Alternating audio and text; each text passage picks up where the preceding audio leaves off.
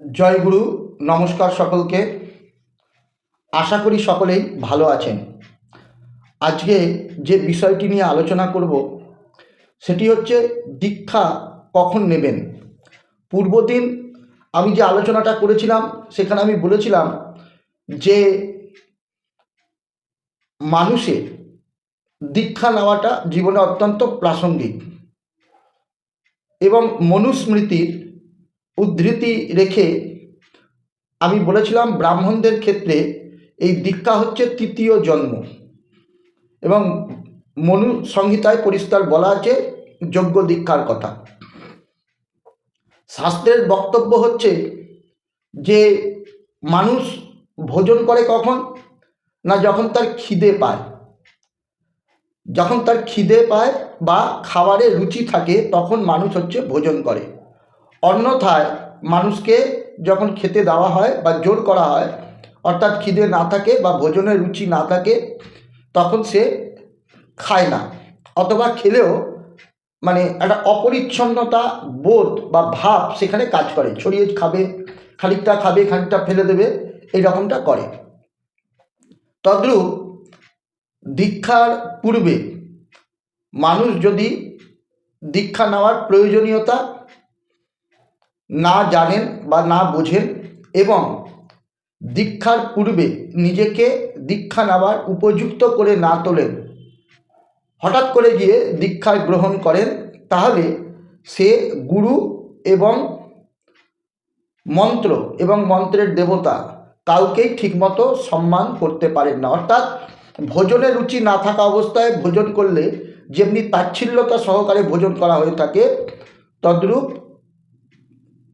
দীক্ষার গুরুত্ব, গুরুর প্রাসঙ্গিকতা জীবনে, মুক্তির যে ইচ্ছা, তীব্র ইচ্ছা, অনুরাগ, এগুলো যদি না থাকে তাহলে সেই যে দীক্ষা গ্রহণ বা যে দীক্ষা নেবে সেই ব্যক্তি দীক্ষা মন্ত্রের ঠিকমতো সাধন ভজন করে না, গুরুকে সম্মান দিতে জানেন না এবং ইষ্টের প্রতি অর্থাৎ নিজের উপাস্য দেবতার প্রতি বা যে মন্ত্র তিনি জপ করছেন সেই মন্ত্রের দেবতার প্রতি তার কোনো টান থাকে না।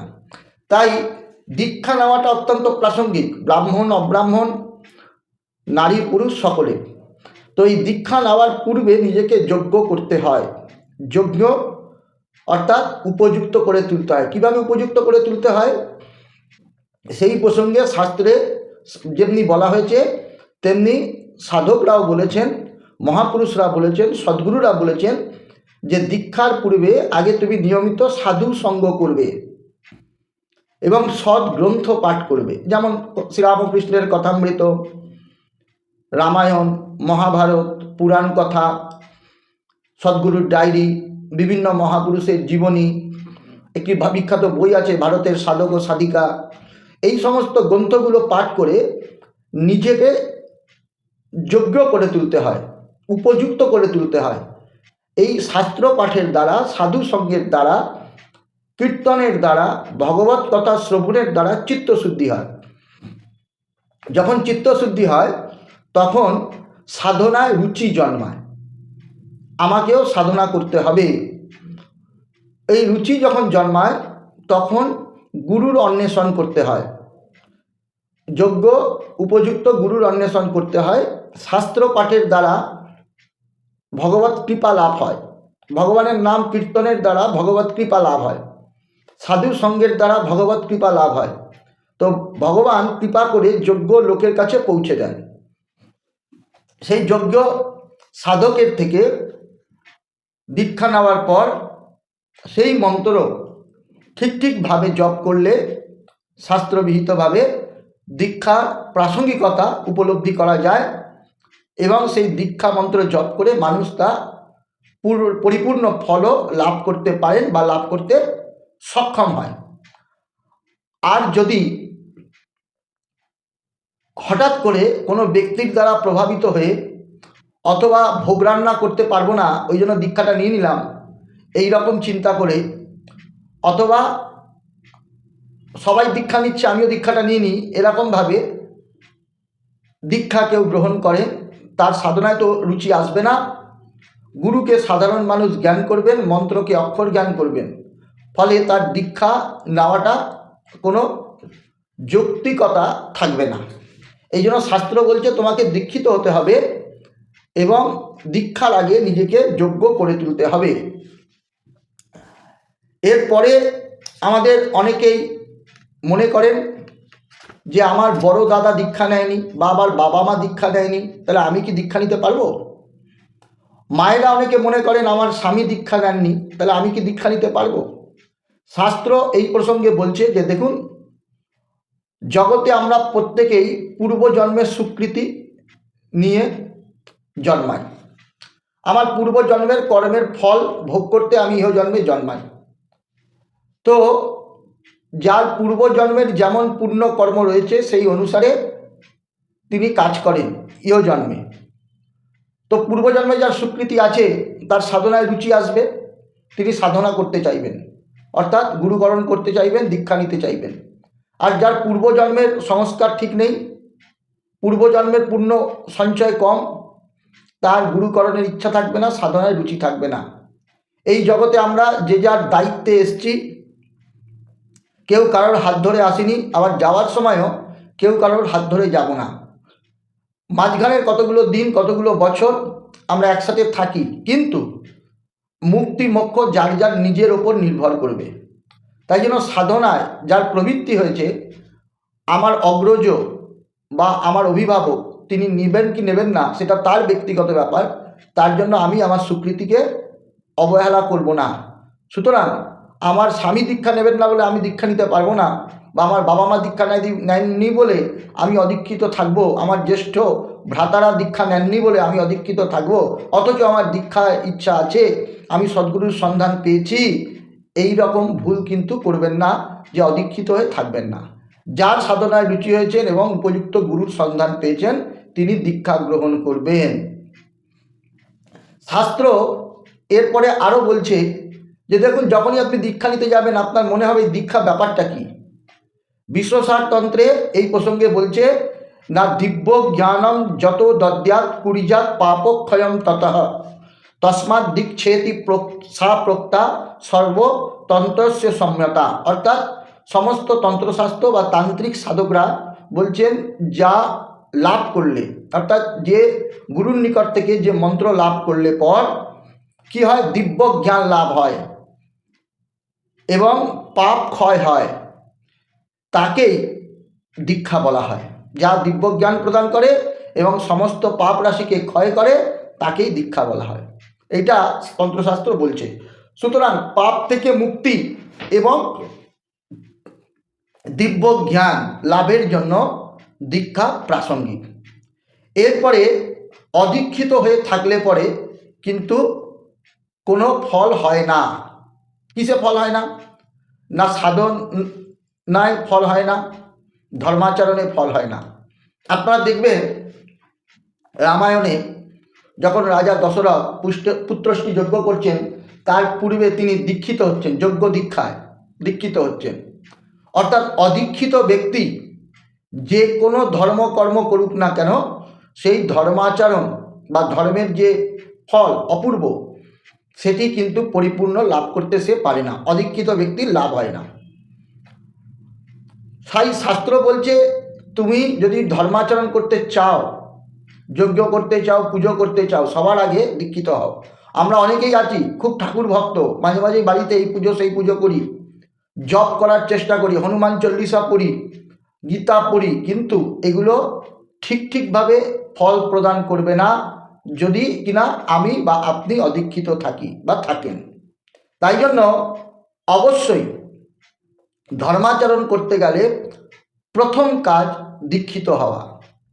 এর সাথে আমি আরেকটা কথা বলে রাখি, যারা ব্রাহ্মণ তাদের এটা মনে রাখতে হবে যে উপনয়ন সংস্কারের পর ঠিকভাবে বৈদিক সন্ধ্যা বন্দনা, কারণ শাস্ত্র বলছে নিজ নিজ বর্ণোচিত আচরণ প্রতিপালনের মধ্যে দিয়ে সাধু সঙ্গ সৎসঙ্গ করে নিজের চিত্তশুদ্ধি করবে, তাতেই ভগবত কৃপায় তোমার গুরু প্রাপ্তি হবে এবং সেই গুরু কৃপা করে তোমাকে যে মন্ত্র প্রদান করবে সেই মন্ত্র জপ করে তুমি দিব্য জ্ঞান লাভ করবে এবং সমস্ত পাপ থেকে মুক্তি পাবে। তাহলে নিজের বর্ণাশ্রম বিহিত যে ধর্ম সেটা কিন্তু যথাযথভাবে পালন করতে হবে। আমি ব্রাহ্মণের ছেলে, গায়ত্রী সন্ধ্যার প্রতি কোনো গুরুত্ব আমার নেই, ঠিক করে গায়ত্রী জপ তপ করি না, অথচ আমি কি করছি না, দীক্ষিত হয়ে কবে আমি পূর্ণাভিষিক্ত হবে, কবে আমি মানে শাক্তাভিষিক্ত হবে এর চেষ্টা করছি। এই রকম চেষ্টা যারা করেন তারা কিন্তু সুফল লাভ করবেন না, সেই ব্রাহ্মণ সন্তানরা। এটাও কিন্তু শাস্ত্র নির্দিষ্ট, কারণ তন্ত্রে যে সপ্তাচারের কথা বলা হয়েছে তার মধ্যে প্রথমেই রয়েছে বেদাচার। বেদবিহিত আচারকে উল্লঙ্ঘন করে বা উপেক্ষা করে কেউ যদি অন্য পথকে বেশি গুরুত্ব দিয়ে দেন, স্বধর্ম পালন থেকে নিজেকে বঞ্চিত রাখেন বা নিজেকে দূরে সরিয়ে থাকেন, তাহলে কিন্তু তান্ত্রিক পদ্ধতি আপনার কাছে ফলদায়ক হবে না। আপনি বৈষ্ণব মতে দীক্ষিত হন বা শাক্ত হন, শৈব হন, গাণপত্য হন, সৌর হন, পুরো এই যে পঞ্চদেবতার তো মুখ্যত আমরা উপাসনা করি। ধরুন আপনি বলেন আমি হনুমানের সাধক, বেসিক্যালি আপনি শিবের উপাসনা করছেন। আবার বলেন আমি রামের সাধক, তাহলে বেসিক্যালি আপনি বিষ্ণুর উপাসনা করছেন। পাঁচজন দেবতা, তাদেরই অবতার বিভিন্ন। কালী হচ্ছেন মা দুর্গার অবতার। তো সুতরাং আপনাকে এটা মনে রাখতে হবে, ধর্ম, বর্ণোচিত বর্ণাশ্রম ধর্ম, সেটা পালনের মধ্যে দিয়েই কিন্তু আপনাকে সদ্গুরুর অন্বেষণ করতে হবে। এবং গুরু প্রাপ্তির পর গুরুর কৃপায় যখন মন্ত্র লাভ হবে, সেই মন্ত্র ঠিক ঠিক করে জপ করতে হবে। জপের দ্বারা আপনার দিব্য জ্ঞান এবং পাপরাশি ক্ষয় হবে। আচমকা প্রভাবিত হয়ে বা কোনো একটি কার্যসিদ্ধির আকাঙ্ক্ষায় সাধনায় রুচি না থাকা সত্ত্বেও দীক্ষিত হলে, তাহলে কিন্তু আপনার সেই দীক্ষা নেওয়ার পর আপনার দীক্ষা মন্ত্র জপ করাতে আপনার রুচি আসবে না। তাই শাস্ত্র বারবার বলছে দীক্ষিত হওয়ার পূর্বে নিজেকে সাধনার যোগ্য করে তোলা, অর্থাৎ চিত্তশুদ্ধি। চিত্তশুদ্ধির পথটাই হচ্ছে নিয়মিত দৈনন্দিন জীবনে সাধু সঙ্গ করা, সৎ গ্রন্থ পাঠ করা, যেগুলো আমি বললাম, যে বিভিন্ন সাধকদের জীবনী পড়া, কথামৃত পড়া, সদ্গুরুর ডায়েরি পড়া, তারপরে হচ্ছে ভারতের সাধক সাধিকা, পুরাণ, ভাগবত, গীতা ইত্যাদি পাঠ করা। এই দ্বারা নিজের মধ্যে একটা সাধনার প্রতি একটা অনুরাগ জন্মাবে। তো এইটা শাস্ত্র বলার পর শাস্ত্র বলছে যে তুমি দীক্ষিত হবে, দীক্ষিত হওয়ার পর দীক্ষা মন্ত্র ঠিকভাবে জপ তপ করবে, তাহলেই তুমি দিব্য জ্ঞান লাভ করবে, সমস্ত পাপ রাশির থেকে নিজেকে সরিয়ে নিতে পারবে, পাপ তোমাকে আর স্পর্শ করবে না। এখন এই যে দীক্ষিত হবেন, তাহলে দীক্ষার জন্য একটা গুরুর দরকার। গুরু কীরকম হবেন তারও ডেফিনেশন আছে। অনেকেই মনে করেন কুলগুরু থেকে দীক্ষা নেওয়া, বা অনেকে কুলগুরু থেকে দীক্ষা নেওয়ার পর আবার মনে করেন যে আমি তো এত বড় একজন সাধকের সান্নিধ্যে এসেছি, যদি এর থেকে দীক্ষা নিতে পারতাম তাহলে আমার ভালো হতো। আবার গুরু ত্যাগ করা যাবে না, এইরকমটা আমরা সবাই শুনি বা শুনেছি। এরকম আরও বিভিন্ন প্রসঙ্গ দীক্ষা সম্পর্কে রয়েছে। তো আমি আজকের এই পর্বে এইটুখানি আলোচনা করলাম যে দীক্ষাটা নেওয়ার পূর্বে শাস্ত্র বলছে প্রথম উপনয়ন সংস্কার, এবং ব্রাহ্মণের ক্ষেত্রে উপনয়ন সংস্কার বা ক্ষত্রিয় বৈশ্য যাদের এখনও উপনয়ন হয় এই সমাজে, তাদের ক্ষেত্রে উপনয়ন নেওয়ার পর সন্ধ্যাবন্দনা ঠিক করে করা, এবং সঙ্গ, সাধুসঙ্গ, সৎগ্রন্থ পাঠ, চিত্তশুদ্ধির প্রতি জোর দেওয়া। তারপর আসবে দীক্ষার প্রাসঙ্গিকতা, এবং দীক্ষিত হওয়ার সময় নিজের গুরু কার থেকে দীক্ষা নেব তার সেই যোগ্য পুরুষকে নির্বাচন করা। একটা জিনিস মনে রাখতে হবে, একবার দীক্ষা নিয়ে নিলে সেই গুরু যদি অনাচারী হন, অযোগ্য হন, তাকে কিন্তু মানে অপমান করা যায় না। বৈষ্ণবদের মধ্যে একটা কথা আছে, যদ্যপি আমার গুরু সুরিবাড়ি যায় তথাপি সে আমার গুরু নিত্যানন্দ রায়, এইরকম কথা বলি। অর্থাৎ গুরু যদি সুরিবাড়ি যায়, অর্থাৎ ব্যভিচার প্রিয় হয়, তবু তাকেই গুরু বলে মানতে হবে। এবং কিন্তু আপনার মনে একটা দাগ কাটবে যে আমি এমন লোকের থেকে দীক্ষা নিলাম যে কিনা সুরিবাড়ি যাচ্ছে। তো এই দাগ কাটার আগে আপনি যখন গুরুকরণ করবেন, সেই সময় আপনি ঠিক লোকের কাছে যাতে গিয়ে পৌঁছান, এবং ঠিক শাস্ত্রজ্ঞ ব্যক্তি, যিনি বর্ণাশ্রম ধর্ম মানেন, যিনি সদাচারী, যিনি শাস্ত্রবেত্তা অর্থাৎ শাস্ত্র জ্ঞান রাখেন, সাধন ভজন করেন, এই রকম শান্ত ব্যক্তি, মধুর কথা বলেন, যার কাছে গেলে জীবনের সমস্ত জ্বালা যন্ত্রণা মিটে যায়, এই রকম লোককে নির্বাচন করতে হবে। নির্বাচন করাটা খুব কঠিন কাজ। তো এই যে ঠিক জায়গায় গিয়ে যাতে আমি পৌঁছাই, তার জন্য আমার কি কাজ না, ওই সাধু সঙ্গ, ভগবত চিন্তন, ভগবানের নাম কীর্তন এবং সদ্গ্রন্থ পাঠ, এতে যদি আপনার চিত্তশুদ্ধি হবে এবং ভগবত কৃপা লাভ হবে। এই ভগবানের কৃপার দ্বারাই আপনার ঠিক যোগ্য পুরুষ প্রাপ্ত হবে। পরবর্তী পর্বে আমি আলোচনা করব কুলগুরু মানে কাকে বোঝানো হয়েছে শাস্ত্রে।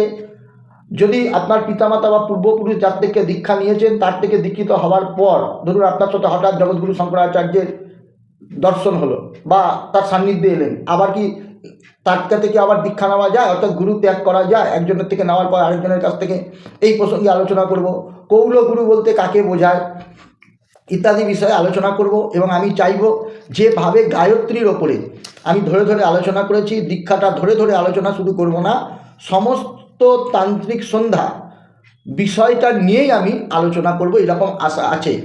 ইতঃপূর্বে আপনারা যারা আমার এই চ্যানেলটি দেখেন, আমাকে অনুপ্রাণিত করেন, উৎসাহিত করেন, তারা আশা করি আগামী যে আলোচনাগুলো আমার থাকবে তাতে আপনারা আমার সাথে থাকবেন, শুনবেন এবং আমাকে আবারও উৎসাহিত করবেন এই রকম আলোচনা যাতে আমি করতে পারি, যা আগামী প্রজন্মের ক্ষেত্রে আশা করি অনেকটাই কাজে লাগবে এবং বর্তমান প্রজন্মের কাজে তো লাগবেই বটে। এই আশা রাখছি। জয়গুরু, নমস্কার সকলকে, ভালো থাকবেন সবাই।